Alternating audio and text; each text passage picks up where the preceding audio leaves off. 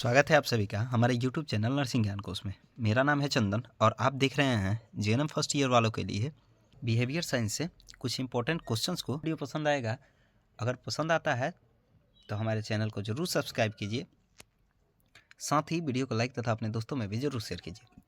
दोस्तों, अभी जो भी हम लोग क्वेश्चन देख रहे हैं, ठीक है, वही सारे के सारे बहुत ही ज़्यादा इंपॉर्टेंट हो रहे हैं। ठीक है, अभी जो भी आप लोग वीडियो को देख रहे हैं या जो सीरीज अभी चला रहे हैं हम अभी, ठीक है, भाई सारे के सारे क्वेश्चंस या तो रिपीटेड क्वेश्चंस हैं या फिर आगामी जो भी परीक्षाएं होने वाली हैं उनमें संभवतः आने के ये परसेंटेज जो है वो बहुत ज़्यादा है। ठीक है, तो आज उसी कड़ी में आज कुछ और क्वेश्चंस को हम लोग देखेंगे, जिसमें आज का पहला क्वेश्चन है ध्यान यानी अटेंशन। ठीक है, आज का जो पहला क्वेश्चन है वह है ध्यान यानी अटेंशन को डिफाइन करना है। अटेंशन के साथ साथ यानी ध्यान के साथ साथ हम लोग इसके प्रकार को भी देखेंगे। ठीक है, साथ ही इसके और भी चीज़ों को भी हम लोग बारीकी से अध्ययन करने वाले हैं। तो ध्यान एक मानसिक प्रक्रिया है, इसे अवधान भी कहा जाता है। ठीक है, ये एक मानसिक प्रक्रिया होती है ध्यान। मनुष्य का परिवेश जो होता है, जिसे हम लोग मिलिए बोलते हैं, उसमें उपस्थित अनेक वस्तुओं पर एक साथ चेतना कर पाना असंभव होता है। उसके परिवेश में उपस्थित वस्तुओं में से कुछ उसके चेतना के केंद्र में थम जाती है, कुछ सीमा प्रदेश में रह जाती हैं तो कुछ सीमा प्रदेश के बाहर ही रह जाती हैं। व्यक्तियों द्वारा कुछ वस्तुएं जो उसके चेतना केंद्र में लाई जाती हैं, उसी को हम लोग ध्यान या अवधान यानी अटेंशन के नाम से जानते हैं। ठीक है, यानी हम आसपास बहुत सारी चीज़ों को एक साथ देखते हैं। ठीक है, जिसमें से कुछ चीज़ों को हम लोग नज़रअंदाज कर देते हैं और कुछ चीज़ों को हम लोग देख के भी और उसको पूरी तरीके से मन के चेतना केंद्र में नहीं लाते हैं। लेकिन ऐसी भी कोई चीज़ हो जाती है, ठीक है, जो हमारे मस्तिष्क पे जो चेतना क्षेत्र होता है वहाँ पे छाप अपना छोड़ जाता है, या फिर चेतना केंद्र जो होता है वहाँ पे वो पहुँचती है। तो जो वो वस्तु होती है ना, जो हमारी चेतना केंद्र पर पहुँचती है, उसी को हम लोग अटेंशन के नाम से जानते हैं यानी ध्यान बोलते हैं। ठीक है, अलग जो साइकोलॉजिस्ट थे, साथ ही सोशियोलॉजिस्ट जो भी थे, उन्होंने अपना अपना परिभाषा दिया है, जिसमें डकविल के अनुसार माने तो ध्यान अन्य वस्तुओं की अपेक्षा एक वस्तु पर चेतना को केंद्रित करता है। ठीक है, मान के चलिए 5 गेम हो रहा है, कबड्डी, फुटबॉल, रग्बी, क्रिकेट और आपका हॉकी। ठीक है, 5 गेम ये हो रहा है, तो बाद बाकी 4 को छोड़ के, ठीक है, अगर एक जो फोकस है क्रिकेट पे किया जाए तो उसी को हम लोग ध्यान बोलते हैं। ठीक है, यानी किसी वस्तु पे जितना ज़्यादा हम लोग कॉन्सेंट्रेट कर पाते हैं, फोकस कर पाते हैं, उसी को हम लोग अटेंशन के नाम से जानते हैं। साथ ही स्टाउट के अनुसार माने तो ध्यान सरल रूप में उस सीमा तक किया जाता है जहाँ तक वस्तुओं के पूर्ण ज्ञान से उसकी संतुष्टि होती है। ठीक है, तो ये हो गया कुछ ध्यान का परिभाषा। आगे बढ़ते हैं, अगला है ध्यान के रूप या लक्षण। ठीक है, यानी फीचर अब हम लोग देखने वाले हैं अटेंशन का। तो सबसे पहला जो रूप है या लक्षण जो होता है वो होता है ध्यान परिवर्तन तथा विचलन। ठीक है, स्वाभाविक बात है कि ध्यान जो होता है वो चंचल रूप होता है। ठीक है, क्षण में इधर, क्षण में उधर। ठीक है, साथ ही ये एक गत्यात्मक प्रक्रिया होती है तथा क्षण भंगुर भी होती है। साथ ही एक ही क्षण में अपने स्थान को भी परिवर्तित कर लेती है। जब एक उद्दीपक के यानी स्टिमुलेटिंग जिसे हम लोग बोलते हैं के विभिन्न भागों पर या एक उद्दीपक से दूसरे उद्दीपक पर ध्यान परिवर्तित हो तो उसी को हम लोग ध्यान परिवर्तन के नाम से जानते हैं। ठीक है, यानी एक स्टिमुलेटिंग से दूसरे स्टिमुलेटिंग पर जाना ही ध्यान परिवर्तन कहलाता है। दूसरा होता है ध्यान भंग यानी डिस्ट्रैक्शन। ठीक है, अगर किसी उद्दीपित वस्तुओं से हमारा ध्यान हट के किसी अन्य उद्दीपक की ओर चला जाए या ध्यान में बाधा उत्पन्न हो जाए तो उसी हम लोग ध्यान भंग या विकर्षण यानी डिस्ट्रैक्शन के नाम से जानते हैं। ठीक है, तो ये भी एक अटेंशन का एक भाग होता है। ठीक है, यह रूप होता है।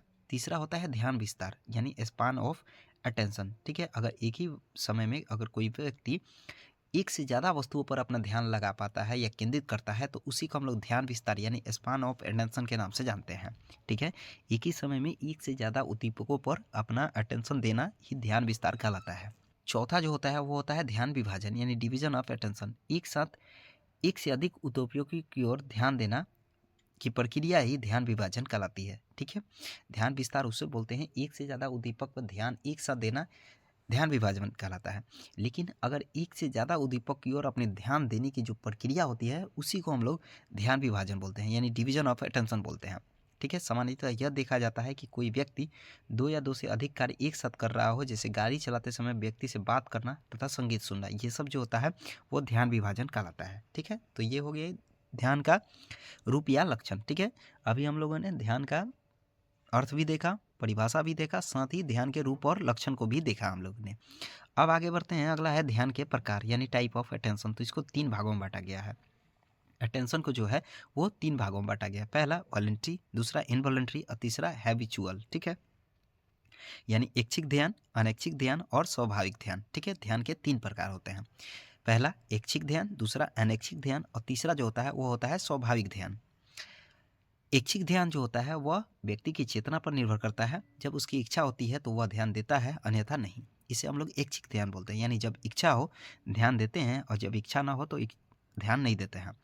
ठीक है, उसी को हम लोग वॉलंटरी अटेंशन बोलते हैं। सामान्यतः ऐच्छिक ध्यान जो होता है उसका सीधा सीधा संबंध कुछ उद्देश्यों की प्राप्ति करने से होता है। जैसे परीक्षा नज़दीक आने पर विद्यार्थी द्वारा पढ़ाई में ध्यान लगाना ऐच्छिक ध्यान होता है। ठीक है, और दूसरा होता है अनैच्छिक। ठीक है, अगर परीक्षा नज़दीक आ रही है और विद्यार्थी पढ़ाई कर रहा है तो उसे हम लोग ऐच्छिक बोलते हैं। ठीक है, लेकिन अगर जब कोई व्यक्ति ध्यान बिना किसी प्रयास या अनिच्छा द्वारा किसी विशेष स्टिमुलेट की ओर चेतना से जाने से होता है तो उसे हम लोग अनैच्छिक बोलते हैं। ठीक है, यानी जैसे कि मैंने ऊपर बताया कि ऐच्छिक ध्यान वो होता है जब परीक्षा नज़दीक आए तो विद्यार्थी पढ़ाई करते हैं।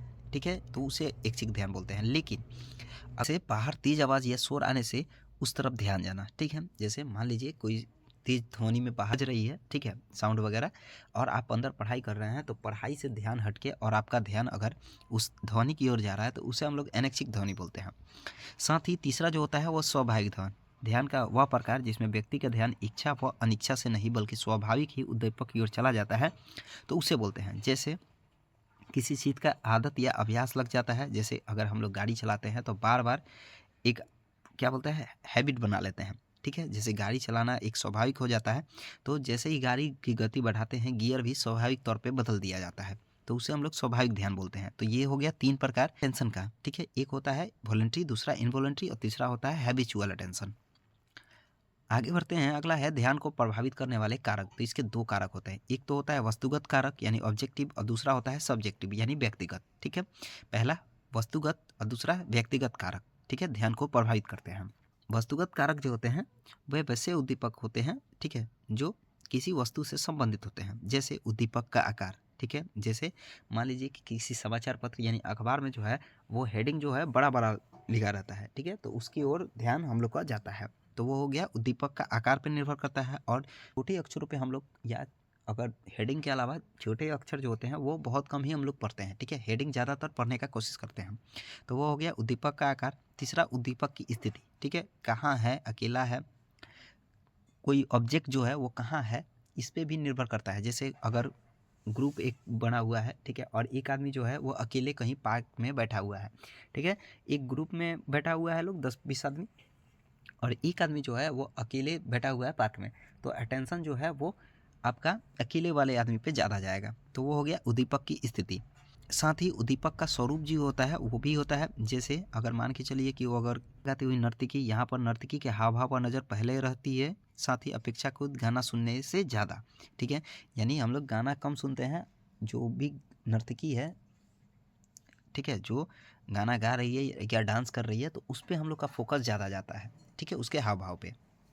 साथ ही नोवेलिटी भी होता है यानी नवीनता। ठीक है, यानी किसी चिरपरित और पुराने उद्दीपकों की जगह अगर कोई नया चीज़ आ जाए, ठीक है, तो उस पर अटेंशन ज़्यादा जाता है। जैसे मान के चलिए आपके कक्षा में कोई नया लड़का आ जाए, ठीक है, तो उस पर जो है फोकस ज़्यादा जाता है पुराने की अपेक्षा। तो यह हो गया नवीनता। साथ ही उद्दीपक की तीव्रता भी निर्धारित करती है अटेंशन को। ठीक है, यानी अगर धीमी आवाज़ में कोई बोल रहा है तो उसकी अपेक्षा जो कर्कश आवाज़ में बोल रहा व्यक्ति है उसकी तरफ ज़्यादा हम लोग का अटेंशन जाता है। साथ ही उद्दीपक की गति भी एक निर्धारित करती है, ठीक है, अटेंशन को। साथ ही कुछ और भी कारण होते हैं, ठीक है, जैसे उद्दीपक की दुर्लभता यानी बार बार ना मिल पाना। साथ ही उद्दीपक की पुनरावृत्ति यानी बार बार उसको रिपीट करना। साथ ही उद्दीपक की अवधि कितनी देर की है ये भी निर्धारित करती है। ठीक है, साथ ही अचानक परिवर्तन और उद्दीपक का रंग ये भी जो है वो निर्धारित करती हैं अटेंशन को। ठीक है, जो ऑब्जेक्टिव टाइप के होते हैं वो।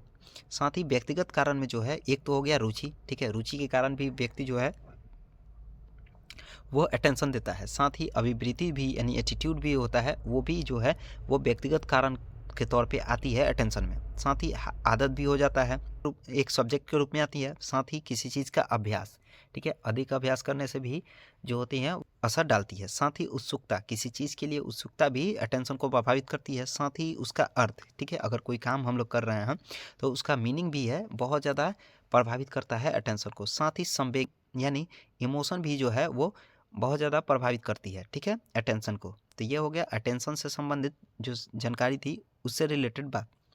आगे है ध्यान भंग या विकर्षण यानी डिस्ट्रैक्शन। जैसा कि मैंने ऊपर भी बताया था डिस्ट्रैक्शन का, अगर किसी उद्दीपक से ध्यान हट के किसी अन्य उद्दीपक पर चला जाए, ठीक है, पहले अगर कोई ध्यान किसी उद्दीपक पे है यानी स्टिमुलेटिंग पे है या किसी वस्तु पे है, अगर उससे हमारा ध्यान हट के किसी अन्य स्टिमुलेट पे या वस्तु पे चला जाए तो उसी को हम लोग ध्यान भंग या विकर्षण के नाम से जानते हैं, ठीक है।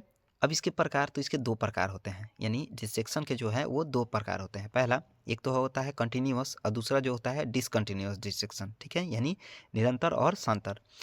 निरंतर जो होता है वो लगातार होने वाला ध्यान भंग होता है, जैसे पड़ोस में से लगातार आने वाले संगीत का शोर, इसे निरंतर रूप से ध्यान भंग होता है। साथ ही सांतर या निरंतर ध्यान भंग, चूँकि रुक रुक कर अगर कोई ध्यान भंग हो रहा है किसी व्यक्ति का तो उसे हम लोग बोलते हैं, जैसे बिजली का थोड़ी देर में चले जाना और आ जाना अनिरंतर ध्यान भंग करता है। तो ये हो गया ध्यान भंग के प्रकार, ये दो प्रकार के होते हैं। आगे बढ़ते हैं, अगला है ध्यान भंग के स्रोत यानी सोर्स ऑफ डिस्ट्रैक्शन। तो इसके दो स्रोत होते हैं, एक होता है बाह्य स्रोत जिसमें तापमान में उतार चढ़ाव जैसे गर्मी सर्दी ये सब हो गया, साथ ही शोर जैसे संगीत का, झगड़े का इत्यादि, साथ ही अनुचित रोशनी, अनुचित संवातन यानी वेंटिलेशन, ये भी जो होते हैं बाह्य स्रोत में आते हैं, ठीक है। डिस्ट्रैक्शन के जो प्रभावित करने वाले कारक होते हैं ये स्रोत होते हैं वो। साथ ही इसके आंतरिक स्रोत होते हैं जिसमें उम्र, मानसिक स्वास्थ्य, अरुचि, बीमारी और थकान, साथ ही कार्य की प्रकृति, प्रेरणा की कमी, ये सब आते हैं आंतरिक स्रोत में, ठीक है। तो ये हो गए कुछ डिस्ट्रैक्शन तथा डिस्ट्रैक्शन से संबंधित बातें, ठीक है। आज हम लोग ने अटेंशन तथा डिस्ट्रैक्शन को पूरे बारीकी से देखा, ठीक है। साथ ही उसका पूर्ण विश्लेषण भी हम लोगों ने इस वीडियो में किया। आशा करते हैं वीडियो पसंद आया होगा। अगर वीडियो पसंद आया है तो हमारे चैनल को जरूर सब्सक्राइब कीजिए, साथ ही वीडियो को लाइक तथा अपने दोस्तों में भी जरूर शेयर कीजिए। अगर आप इस वीडियो से संबंधित वीडियो को देखना चाहते हैं तो हमारे डिस्क्रिप्शन बॉक्स में लिंक मौजूद है जिस पे आप टैप करके और वीडियो के पीडीएफ को देख सकते हैं।